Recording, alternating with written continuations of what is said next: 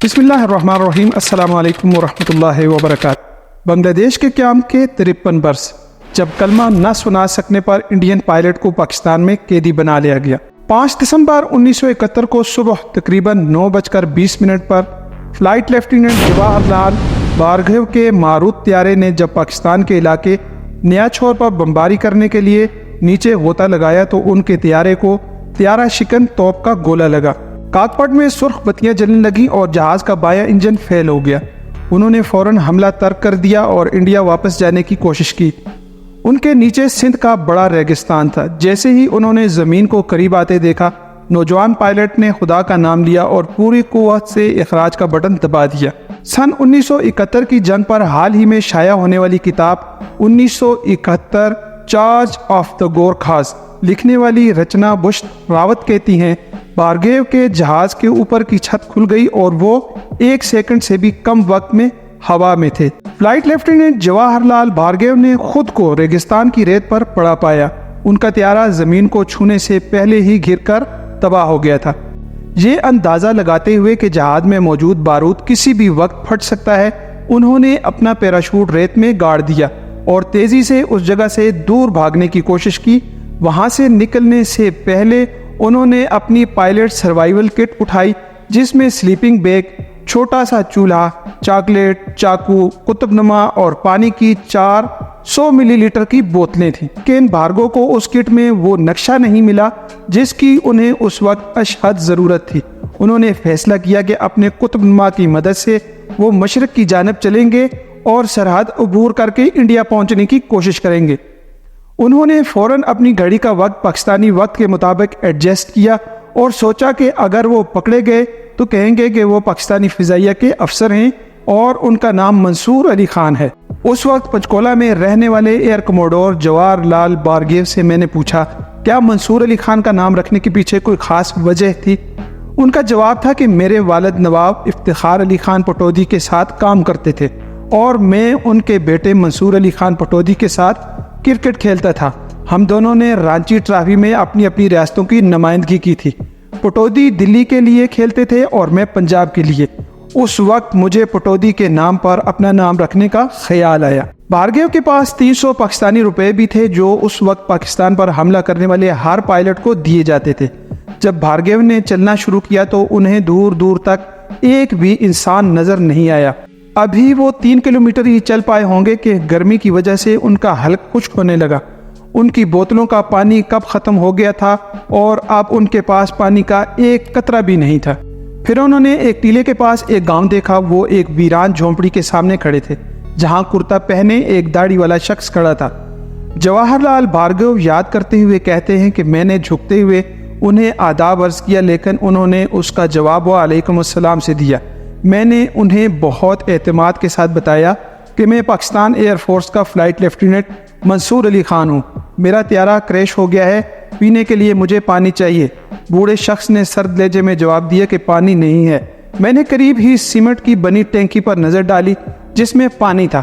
بوڑھے نے کہا کہ یہ پانی اونٹوں کے پینے کے لیے ہے، آپ چاہیں تو پی سکتے ہیں۔ آپ یقین نہیں کریں گے کہ میں نے نہ صرف وہ گندا کالا پانی پیا بلکہ مزید پینے کے لیے اس پانی کو 4 بوتلوں میں بھی بھرا۔ میں نے اس ہدایت کے ساتھ اس شخص کو 20 روپے دیے کہ میرے بارے میں کسی کو نہیں بتانا۔ جب بھارگو نے اس گاؤں والے سے پوچھا کہ اس گاؤں کا نام کیا ہے تو اس نے بتایا کہ یہ پیرانی کا پار ہے۔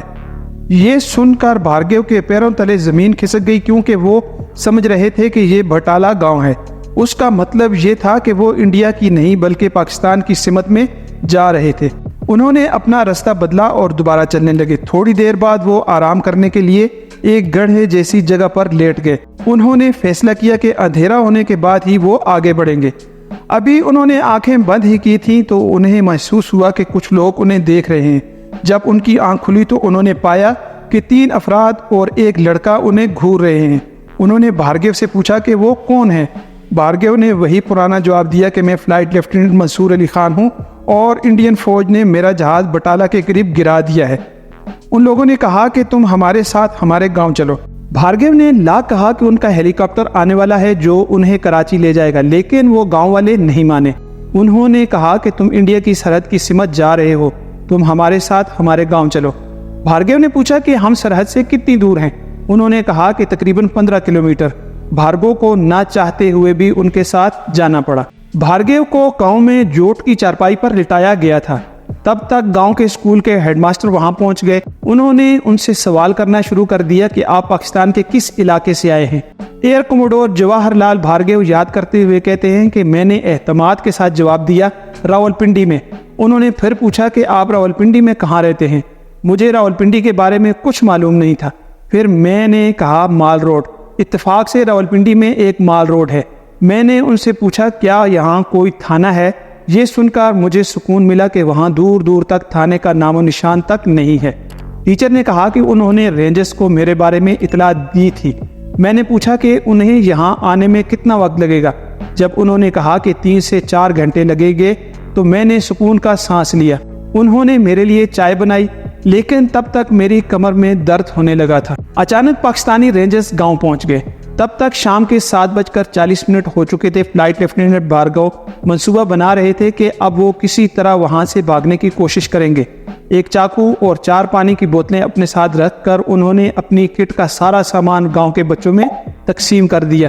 تب ہی وہاں 4 پاکستانی رینجرز اس جھونپڑی میں داخل ہوئے۔ ان کے لیڈر نائک آواز علی تھے۔ ایک بار پھر بھارگیو نے وہی پرانی کہانی سنائی کہ وہ فلائٹ لیفٹیننٹ منصور علی خان ہیں۔ انہوں نے کہا کہ انہیں باتھ روم جانا ہے۔ آواز علی نے ان کے ساتھ 2 مسلح رینجرز بھیجے۔ 1 منٹ کے لیے انہوں نے سوچا کہ بھاگ جائیں، لیکن اس دن پورا چاند تھا اور چاند کی روشنی چاروں طرف پھیلی ہوئی تھی۔ ان دونوں کے پاس خودکار رائفلیں تھیں۔ انہیں اس بات میں کوئی شک نہیں تھا کہ اگر وہ بھاگتے تو وہ ان پر گولی چلا دیتے۔ بھارگیو ہچکچاتے ہوئے جھونپڑی میں واپس آ گئے۔ رینجرز نے کلمہ پڑھنے کو کہا۔ بھارگیو یاد کرتے ہوئے کہتے ہیں جب میں واپس آیا تو میں نے آواز علی کو دیکھا کہ وہ ہر اس چیز کا معائنہ کر رہے تھے جو میں نے بچوں کو دی تھی۔ پھر انہوں نے ایک چھوٹے چاقو پر میڈ ان انڈیا لکھا ہوا دیکھا۔ انہوں نے میری گھڑی پر نظر ڈالی، اس پر پاکستان کا وقت نظر آ رہا تھا۔ انہوں نے مجھ سے کہا کہ ہمیں تم پر شک ہے کہ تم انڈین ہو۔ اب میرے پریشان ہونے کی باری تھی۔ پھر بھی میں نے بڑے اعتماد سے کہا اپنے افسر کو بلاؤ۔ انہوں نے کہا کہ میں افسر ہی ہوں۔ میں نے بھی سختی سے جواب دیا کہ تم افسر نہیں ہو، ایک ہیرو ہو۔ آواز علی نے میرا آخری امتحان لیتے ہوئے مجھ سے کہا ٹھیک ہے، اگر تم مسلمان ہو تو ہمیں کلمہ پڑھ کر سناؤ۔ میں نے اس وقت تک یہ بھی نہیں سنا تھا کہ کلمہ کیا ہوتا ہے۔ میں صرف قلم کو جانتا تھا۔ میں نے اسے آخری بار بے وقوف بنانے کی کوشش کی۔ آواز علی کافی عرصہ ہو گیا ہے، کلمہ پڑھے ہوئے یاد نہیں آ رہا اور کمر میں بھی درد ہو رہا ہے۔ آواز علی نے کہا ٹھیک ہے، میں کلمہ پڑھ رہا ہوں، آپ دہرا دیجئے۔ میں نے کلمہ پڑھنے سے انکار کر دیا۔ میں نے سوچا کہ اگر میں نے غلط کلمہ پڑھا تو یہ سارے گاؤں والے مل کر مجھے بہت ماریں گے۔ اب آواز علی کو پورا شک ہو گیا کہ بھارگیو اسے بے وقوف بنا رہے ہیں۔ انہوں نے اپنی رائفل کا بٹ زمین پر زور سے مارتے ہوئے کہا مجھے بتاؤ کہ تم کون ہو، ورنہ ہمیں سچائی اگلوانے کے دوسرے طریقے اختیار کرنے ہوں گے۔ بھارگیو سمجھ گئے کہ ان کا کھیل ختم ہو گیا ہے۔ انہوں نے کہا میں انڈین ایئر فورس کا فلائٹ لیفٹیننٹ جواہر لال بھارگیو ہوں۔ لیکن تب تک گاؤں والوں میں بھارگیو کے ساتھ ہمدردی پیدا ہو چکی تھی۔ بھارگیو کا کہنا ہے کہ انہوں نے رینجر سے کہا کہ ہم انہیں کھانا کھائے بغیر نہیں جانے دیں گے۔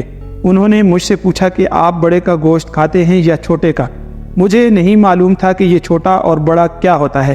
جب انہوں نے سمجھایا تو میں نے کہا میں بڑے کا گوشت نہیں کھاتا۔ پھر انہوں نے خاص طور پر میرے لیے چکن کا سالن اور چاول بنائے۔ جب کھانا پکایا جا رہا تھا تو اتنی پریشانی کے باوجود میں وہیں بستر پر سو گیا۔ رات 11 بجے کسی نے مجھے جگایا اور کہا کہ کھانا تیار ہے۔ کھانے کے بعد رینجرز نے بھارگیو کو اونٹ پر بٹھا دیا۔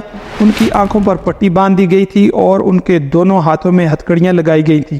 وہ قسمت کو کوس رہے تھے کہ وہ انڈیا کی سرحد سے صرف 15 کلومیٹر دور پاکستانی رینجرز کے ہتھے چڑھ گئے تھے۔ 3 اونٹوں کا قافلہ روانہ ہوا۔ فلائٹ لیفٹیننٹ بھارگیو درمیانے اونٹ پر بیٹھے ہوئے تھے۔ یہ اونٹ رینجر محب علی چلا رہے تھے۔ اگلے دن 12 بجے انہوں نے اپنے اوپر تیاروں کی گھن گرج سنی۔ جواہر لال بھارگیو نے پورے قافلے کو خبردار کیا کہ وہ اونٹوں کو بٹھا دے ورنہ انڈین طیارے انہیں اپنا نشانہ بنا دیں گے۔ رینجرز نے ان کی بات مان لی، لیکن پھر بھی رینجرز کی ایک اور ٹیم وہاں پہنچ گئی۔ ان میں سے ایک نے بھارگیو سے پوچھا کہ وہ فوجی وردی میں کیوں نہیں ہیں۔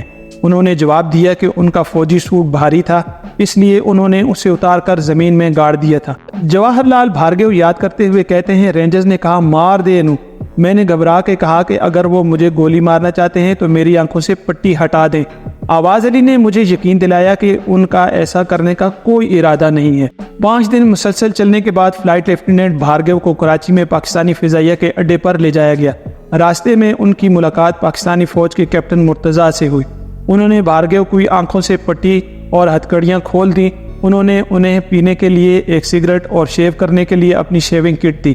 کیپٹن مرتضیٰ نے انہیں ایک بار بھی یہ محسوس نہیں ہونے دیا کہ وہ ان کے دشمن ہیں اور بھارگو ان کا قیدی ہے۔ آخرکار 12 دسمبر کو بھارگو کو ہوائی جہاز سے راولپنڈی کی جنگی قیدی کیمپ میں لے جایا گیا، جہاں 12 انڈین پائلٹ تھے جو پہلے ہی جنگی قیدی بنائے گئے تھے۔ کرسمس کے دن کیمپ کے کمانڈر نے ان سب کے لیے کیک کا آرڈر دیا، جسے انڈیا کے سب سے سینئر افسر ونگ کمانڈر کوہلو نے کاٹا۔ تب تک انہیں یہ خبر مل چکی تھی کہ پاکستانی فوجیوں نے ڈھاکہ میں انڈین فوجیوں کے سامنے ہتھیار ڈال دیے ہیں۔ بھارگو اور ان کے ساتھی 1 سال تک پاکستانی جیل میں رہے۔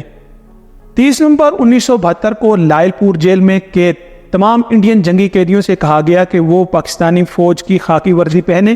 انہیں خصوصی ٹرین کے ذریعے لاہور لے جایا گیا۔ 1 دسمبر کو انہیں بسوں میں واگا بارڈر تک لایا گیا۔ دوسری جانب پاکستانی جنگی قیدیوں کو انڈیا کی حدود میں لایا گیا۔ دونوں ممالک کے جنگی قیدی اپنے ملکوں کو واپس جا رہے تھے۔ انڈین جنگی قیدیوں کو واگا بارڈر سے 100 میٹر پہلے ایک خیمے میں رکھا گیا تھا۔ سب سے پہلے سپاہیوں نے سرحد پار کی، جس کے بعد فوجی افسروں کا نمبر آیا۔ آخر میں انڈین پائلٹس کی باری آئی، مگر پھر رنگ میں بھنگ ڈالتے ہوئے ایک پاکستانی افسر نے آ کر اعلان کیا کہ انڈین پائلٹوں کی روانگی روک دی گئی ہے۔ جواہر لال بھارگو کو وہ دن آج بھی یاد ہے۔ وہاں بینڈ بج رہے تھے، رقص ہو رہا تھا اور ہمیں کہا گیا کہ آپ واپس نہیں جائیں گے۔ ہم دل شکستہ تھے، لیکن انہوں نے ہمیں بتایا کہ اس معاملے میں براہ راست صدر بھٹو سے بات ہو رہی ہے۔ ہوا یہ تھا کہ انڈیا نے مغربی سیکٹر میں پکڑے گئے تمام پاکستانی جنگی قیدیوں کو واپس کر دیا، لیکن پاکستانی پائلٹس کو رہا نہیں کیا۔ لیکن بھٹو نے انڈین پائلٹوں کو واپس انڈیا بھیجنے کا فیصلہ کیا۔ اگلے دن Indian chief of army staff Sam Manekshaw خود اپنے طیارے میں پاکستانی پائلٹس کے ساتھ پاکستان پہنچے۔ انڈین پائلٹس نے 11:30 بجے واگا سرحد پار کی۔ وہیں پنجاب کے وزیر اعلیٰ گیانی ذیل سنگھ نے گلے مل کر ان کا استقبال کیا۔ انڈین فوج کی کار انہیں انڈین فضائیہ کے امرتسر اڈے پر لے گئی۔ وہاں ان لوگوں نے 1 سال کے بعد اچھا گرم کھانا کھایا اور بیئر پی۔ اسی شام 5 بجے امرتسر کے کمپنی باغ میں ان جنگی قیدیوں کو سول اعزاز سے نوازا گیا۔ اس کے بعد ان پائلٹس کو طیارے سے دلی کے پام ہوائی اڈے پر لایا گیا، جہاں ایئر چیف CP لال اور ان کے اہل خانہ نے ان کا استقبال کیا۔ گھر پہنچنے سے پہلے بھارگو کے 4 سالہ بیٹے نے انہیں انکل کہہ کر مخاطب کیا تو وہ اپنے آنسو روک نہ سکے۔ 1 سال میں بچے کو اپنے والد کا چہرہ یاد نہیں رہا۔ بھارگو کو اب وہ کلمہ زبانی یاد ہے جس کی وجہ سے انہیں پاکستان میں گرفتار ہونا پڑا۔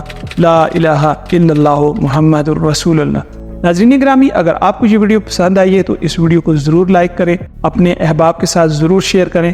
چینل پر نئے ہیں تو چینل کو ضرور سبسکرائب کر لیں۔ نیکسٹ ویڈیو تک اللہ حافظ و ناصر۔ اپنا، اپنے عزیزوں، رشتہ داروں کا سب کا بہت سارا خیال رکھیں۔